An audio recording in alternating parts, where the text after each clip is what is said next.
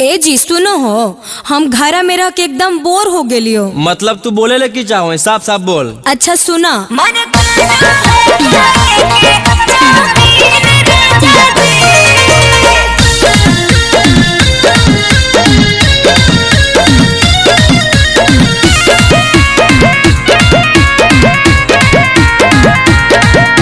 चलो बाजारे करे कोनो दिन राजा जी, चलो बाजारे करे कोनो दिन राजा जी, मन करो है खाए के चाउमीन राजा जी, मन करो है खाए के चाउमीन राजा जी।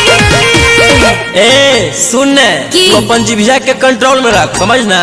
अच्छा अरे काबू में तू रखे अपन जीभ धनिया, अरे काबू में तू रखे अपन जीभ धनिया, जन खाइल कर बहरिक चीज धनिया, जन खाइल कर बहरिक चीज धनिया।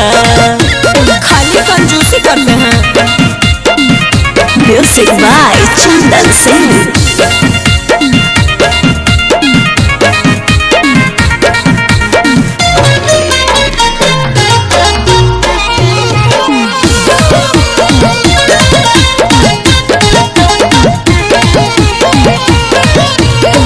अपने तो रोजे रोजे बाहरी तू खा हो, हम जाती बोलो ही हो तबे तू गुस्सा हो।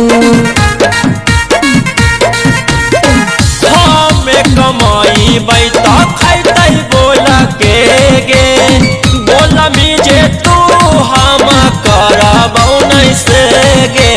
बोलो नहीं तू ऐसे रुसबो पीन राजा जी, बोलो नहीं तू ऐसे रुसबो पीन राजा जी, मन करो है खाए के चाउमीन राजा जी, मन करो है खाए के चाउमीन राजा जी,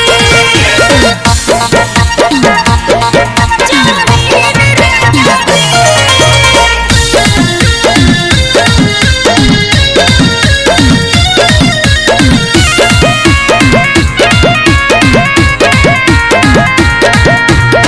समझ नहीं पाबो ही तू के तोरा समझही तो, हमारा जगह रहती हालत में तोरा बुझई तो, समझ में लो।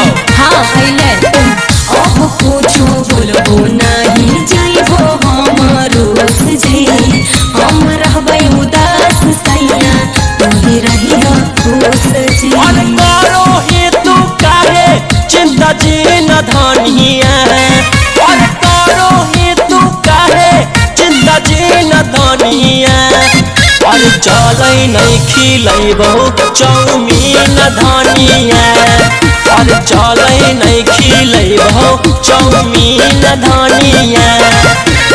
अब तो खुश है न? हाँ।